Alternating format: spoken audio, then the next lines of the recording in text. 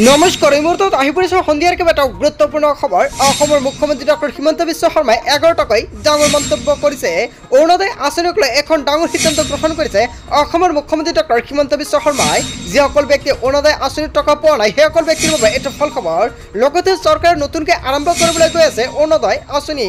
আত্মসহায়ক গোটৰ মহিলাৰ বেংক একাউণ্টত কেতিয়া চৰকাৰে সোমাই দিব 10,000 কোটি টকা। ইয়াক লৈ অসমৰ মুখ্যমন্ত্ৰী ডক্টৰ হিমন্ত বিশ্ব শৰ্মাই লাইভ যোগে কেইবাটাও গুৰুত্বপূৰ্ণ মন্তব্য কৰিছে। মাটি বাৰীক লৈ এটা ডাঙৰ পন্থা হাতত লৈছে। মুছলমানৰ বাবে নতুন আইন প্ৰণয়ন কৰিছে অসমৰ মুখ্যমন্ত্ৰী ডক্টৰ হিমন্ত বিশ্ব শৰ্মাই। গোটেই অসম তথা ভাৰতৰ বিভিন্ন প্ৰান্তৰ পৰা যুগুত হৈছে কেইবাটাও ডাঙৰ খবৰ। এনেবোৰ খবৰ নিতেও পাই থাকিবলৈ চেনেলটি ছাবস্ক্ৰাইব কৰি ভিডিঅ'টো এটা লাইক কৰিবলৈ নাপাহৰিব। আজিৰ আমাৰ প্ৰথমটো খুব গুৰুত্বপূৰ্ণ খবৰ হৈছে অসমবাসীৰ বাবে এটা ডাঙৰ খবৰ। মুখ্যমন্ত্ৰীৰ 11টাকৈ ডাঙৰ মন্তব্য।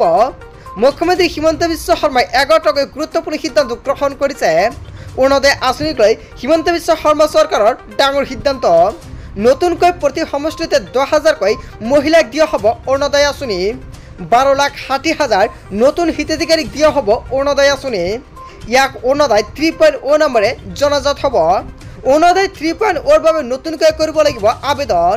যিসকল ব্যক্তিয়ে অৰুণোদয় আৰু অৰুণোদয় 2.0 আঁচনিত নামটো অন্তৰ্ভুক্ত কৰিব পৰা নাই সেইসকল ব্যক্তিৰ বাবে এটা ভাল খবৰ, কিয়নো সেইসকল ব্যক্তিয়ে নতুনকৈ আবেদন কৰিব পাৰিব অৰুণোদয় 3.0। অৰুণোদয় 3.0ৰ আবেদন প্ৰক্ৰিয়া 15 ছেপ্টেম্বৰৰ পৰা আৰম্ভ হ'ব। 1 ফেব্ৰুৱাৰীৰ পৰা লাভ কৰিব অৰুণোদয় আঁচনিৰ থৰ্ণাকি। হয় বন্ধু বান্ধৱীসকল, 15 ছেপ্টেম্বৰৰ পৰা অৰুণোদয় আঁচনি আৰম্ভ হৈ যাব।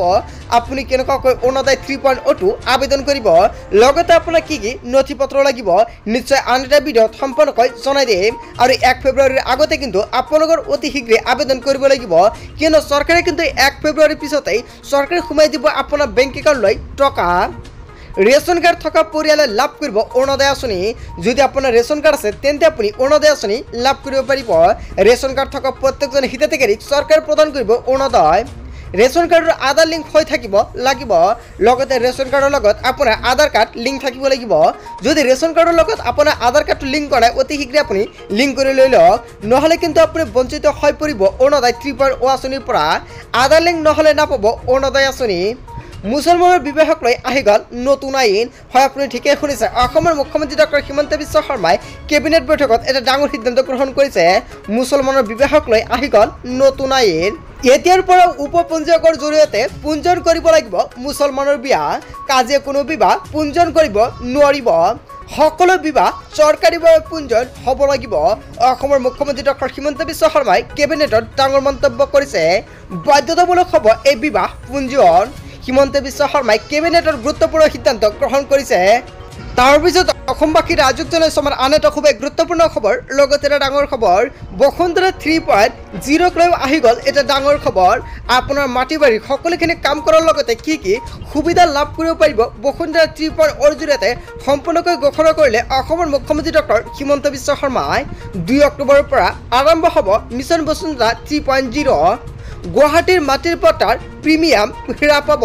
কেৱল ইয়াই নহয়, যদিহে আপোনাৰ মাটি বাৰী সম্পৰ্কীয় কাম কাজ আছে শীঘ্ৰেই সাজু কৰক, কিয়নো অনলাইন যোগে কৰিব লাগিব আবেদন। আপোনাৰ কি কি নথি পত্ৰ লাগিব, কেনেকুৱাকৈ আবেদন কৰিব আপোনালোকক সম্পূৰ্ণকৈ ষ্টেপ বাই ষ্টেপ দেখুৱাই দিয়া হ'ব। নিৰ্দিষ্ট সময়ৰ ভিতৰতে সম্পূৰ্ণ কৰা হ'ব মাটি বাৰী সম্পৰ্কীয় সকলো কাম কাজসমূহ। কেৱল ইয়াই নহয়, মিছন বসুন্ধৰা 3.0ত পুনৰীক্ষণ কৰা হ'ব পূৰ্বে বাতিল হোৱা বহু আবেদন পত্ৰ। নামজাৰি বাটোৱাৰা আদিৰ কাম সম্পূৰ্ণ অনলাইন যোগে আবেদন কৰিব লাগিব। অনলাইনত আবেদন কৰাৰ পিছতে নিৰ্দিষ্ট সময়ৰ ভিতৰত সম্পূৰ্ণ কৰা হ'ব ভূমি সংক্ৰান্তীয় কাম কাজসমূহ। মুখ্যমন্ত্ৰী হিমন্ত বিশ্ব শৰ্মাই এনেকুৱাকৈ 11টাকৈ ডাঙৰ সিদ্ধান্ত গ্ৰহণ কৰিছে। যিসকল ব্যক্তিয়ে মিছন বসুন্ধৰা আৰু মিছন বসুন্ধৰা 2.0ৰ মাধ্যমতে কাম কাজ কৰিছিল আৰু বহুতো কাম কিন্তু বাতিল হৈ পৰিছিল, আৰু তাৰ পৰাও অসম চৰকাৰে এখন গুৰুত্বপূৰ্ণ পন্থা হাতত লৈছে। তাৰ পৰা বহুতো নাম একচেপ্ট কৰা হ'ব। এয়া অসমৰ মুখ্যমন্ত্ৰী ডক্টৰ হিমন্ত বিশ্ব শৰ্মাই কেবিনেট বৈঠকত কেইবাটাও গুৰুত্বপূৰ্ণ সিদ্ধান্ত গ্ৰহণ কৰিছে। লগতে অৰুণোদয় আঁচনিক লৈ অসমৰ মুখ্যমন্ত্ৰী ডক্টৰ হিমন্ত বিশ্ব শৰ্মাই ডাঙৰ মন্তব্য কৰিছে। ৰেচন কাৰ্ড থকা প্ৰতিজন মহিলাৰ বেংক একাউণ্টত চৰকাৰে সোমাই দিব 1250 টকাকৈ। অৰুণোদয় 3.0ৰ জৰিয়তে ৰেচন কাৰ্ড থকা সকলে লাভ কৰিব এইসমূহ সুবিধা।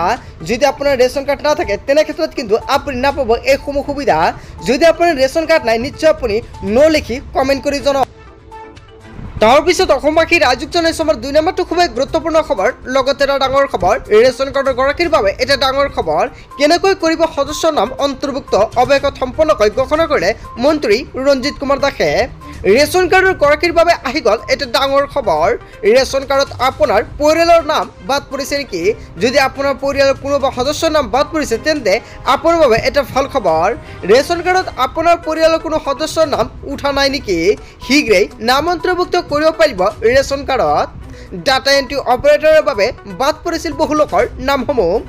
নাম নুঠা সদস্যৰ অন্তৰ্ভুক্তিৰ বাবে চলি আছে বিশেষ অভিযান। ইয়াৰ বাবে দাখিল কৰিব লাগিব নতুন প্ৰপত্ৰ। পঞ্চায়তৰ জৰিয়তে দাখিল কৰিব লাগিব এই প্ৰপত্ৰ। যিসকল লোকৰ নাম এতিয়াও অন্তৰ্ভুক্ত হোৱা নাই তেওঁলোকৰ তালিকা প্ৰস্তুত কৰিছে চৰকাৰে। মন্ত্ৰী ৰঞ্জিত দাসে আজি ঘোষণা কৰিলে এই কথা। অতি শীঘ্ৰে যিসকল ব্যক্তিৰ নাম অন্তৰ্ভুক্ত কৰিব পৰা নাই ৰেচন কাৰ্ডৰ লিষ্টত সেইসকল ব্যক্তিয়ে কৰিব পাৰিব। তাৰপিছত অসমবাসী ৰাইজক জনাইছোঁ আমাৰ 3 নম্বৰটো খুবেই গুৰুত্বপূৰ্ণ খবৰ। লগতে এটা ডাঙৰ খবৰ, অখিল গগৈ পীযুষ হাজৰিকাৰ মাজত বাকযুদ্ধ উত্তাল হৈ পৰিছে সদন। বিধানসভাত মন্ত্ৰী পীযুষ হাজৰিকা আৰু অখিল গগৈৰ তীব্ৰ বাকযুদ্ধ। শিৱসাগৰৰ ঘটনাক লৈ সদনত সৃষ্টি হ'ল উত্তপ্ত পৰিস্থিতি। ঘটনাৰ সময়ত নিজৰ সমষ্টিত আপুনি কিয় নাছিল বুলি এনেকুৱাকৈ প্ৰশ্ন উত্থাপন কৰিছে পীযুষ হাজৰিকাই। লগতে মোৰ সমষ্টিত কিবা ঘটিলে মই দৌৰি যাওঁ বুলি ক'লে পীযুষ হাজৰিকাই। শিৱসাগৰৰ ঘটনাক লৈ বিধানসভাত অখিল গগৈৰ সভাত স্থগিত প্ৰস্তাৱ, আৰু সেই প্ৰস্তাৱ প্ৰসংগত বাকযুদ্ধত লিপ্ত হৈছে পীযুষ হাজৰিকা আৰু অখিল গগৈয়ে। বিধানসভাত মন্ত্ৰী পীযুষ হাজৰিকা আৰু অখিল গগৈৰ মাজত ভয়ংকৰ তীব্ৰ বাকযুদ্ধৰ সৃষ্টি হৈছিলে। তাৰপিছত অসমবাসী ৰাইজক জনাইছোঁ আমাৰ 4 নম্বৰটো খুবেই গুৰুত্বপূৰ্ণ খবৰ। লগতে এটা ডাঙৰ খবৰ, হাতত স্মাৰ্ট মিটাৰ আৰু লেম্প লৈ বিধানসভাত অখিল গগৈক দেখা গ'ল। আৰু স্মাৰ্ট মিটাৰ বন্ধ নকৰিলে ৰাজ্যত হ'ব গণবিদ্ৰোহ। এয়া স্মাৰ্ট মিটাৰ নহয়, এয়া স্মাৰ্ট লণ্ডন বুলি মন্তব্য কৰিছে অখিল গগৈয়ে। বিজেপিৰ চৰকাৰে অসমৰ জনতাক বিহিছে গণজৰিমনা। হাতত লেম্প আৰু স্মাৰ্ট মিটাৰ লৈ বিধানসভাত অখিল গগৈক দেখা গ'ল। আৰু অখিল গগৈয়ে ৰাজ্যক দিলে বিদ্যুৎ বিলৰ হিচাপ। সমগ্ৰ অসমতে বিক্ষোভ হৈ পৰিছে। লগতে কাৰ্যসূচী লোৱাৰ হুংকাৰ প্ৰদান কৰিছে অখিল গগৈয়ে। স্মাৰ্ট মিটাৰে চৰকাৰে লুণ্ঠন চলোৱাৰ অভিযোগ উত্থাপিত কৰিছে বিধায়কজনে। হয় বন্ধু বান্ধৱীসকল, অখিল গগৈ এটা ডাঙৰ পন্থা হাতত লৈছে। স্মাৰ্ট মিটাৰৰ বিল আপোনাৰ কিমান আহে, লগতে স্মাৰ্ট মিটাৰ বন্ধ কৰিব লাগে নে নাই, জনতাই কি ক'ব, আপোনাৰ মন্তব্যটো নিশ্চয় কমেণ্ট বক্সত জনাব। তাৰপিছত অসমবাসী ৰাইজক জনাইছোঁ আমাৰ 5 নম্বৰটো খুবেই গুৰুত্বপূৰ্ণ খবৰ। লগতে ডাঙৰ খবৰ, নথি পত্ৰ সাজু কৰক। এই কাম নকৰিলে নাপাব অৰুণোদয় আঁচনি। প্ৰত্যেকজন নতুনকৈ অৰুণোদয় আবেদন কৰা ব্যক্তিৰ বাবে এটা ভাল খবৰ। লগতে যিসকল ব্যক্তিৰ অৰুণোদয় আৰু অৰুণোদয় 2.0 আঁচনিত নামটো অন্তৰ্ভুক্ত হৈ আছে সেইসকল ব্যক্তিও কৰিব লাগিব এইসমূহ কাম, নহ'লে আপোনাৰ নামটো কৰ্তন কৰা হ'ব। আপুনি লাভ কৰে নেকি অৰুণোদয় আঁচনিৰ টকা? অৰুণোদয় আঁচনিৰ তালিকাত বাদ পৰিব পাৰে আপোনাৰ নাম। এতিয়া সাজু কৰক আপোনাৰ যাৱতীয় নথি পত্ৰ। ধন লাভ কৰি থাকিবলৈ নতুনকৈ আবেদন কৰিব লাগিব আপুনি। 15 ছেপ্টেম্বৰৰ পৰা ৰাজ্যত আৰম্ভ হ'ব অৰুণোদয় 3.0। নতুনকৈ এই আঁচনিত অন্তৰ্ভুক্ত হ'ব 12,60,000 হিতাধিকাৰী। অৰুণোদয় 2.0 হিতাধিকাৰীয়ে নতুনকৈ কৰিব লাগিব আবেদন। যদি আপোনাৰ অৰুণোদয় বা অৰুণোদয় 2.0 আঁচনিত নামটো অন্তৰ্ভুক্ত হৈ আছে আৰু আপোনাৰ এতিয়া নামটো বাদ পৰিছে, তেনে ক্ষেত্ৰত আপুনি নতুনকৈ 3.0 জৰিয়তে আবেদন কৰিব লাগিব। 2025 1 ফেব্ৰুৱাৰীৰ পৰা নতুনকৈ হিতাধিকাৰীয়ে পাব অৰুণোদয়ৰ সুবিধা। যিসকল অৰুণোদয়ৰ হিতাধিকাৰীয়ে এইবাৰ 15 ছেপ্টেম্বৰৰ পৰা আবেদন কৰিব সেইসকল ব্যক্তিক চৰকাৰে 2025 1 ফেব্ৰুৱাৰীৰ পৰা প্ৰদান কৰিব টকা। তেতিয়ালৈকে অৰুণোদয় 2.0 হিতাধিকাৰীসকলে পাই থাকিব এই ধনৰাশি। তাৰ পূৰ্বে পুনৰ আবেদন কৰিব লাগিব পুনৰ হিতাধিকাৰীসকলে। যিসকল অৰুণোদয়ৰ হিতাধিকাৰী প্ৰত্যেকৰে আকৌ আবেদন কৰিব লাগিব। অৰুণোদয় 3.0 নতুন আবেদনকাৰীৰ বাবে ৰেচন কাৰ্ড বাধ্যতামূলক কৰা হৈছে। আপুনিও লাভ কৰে নেকি অৰুণোদয় আঁচনি? তেনে ক্ষেত্ৰত আপোনাৰ কৰিব লাগিব আকৌ আবেদন। চ' বন্ধু বান্ধৱীসকল, গোটেই অসম তথা ভাৰতৰ বিভিন্ন প্ৰান্তৰ পৰা যুগুত হৈছে কেইবাটাও ডাঙৰ খবৰ। এনেবোৰ খবৰ নিতৌ পাই থাকিবলৈ চেনেলটি ছাবস্ক্ৰাইব কৰি ভিডিঅ'টো এটা লাইক কৰিবলৈ নাপাহৰিব। চ' থেংক ইউ ফৰ ৱাচিং ফুল ভিডিঅ'।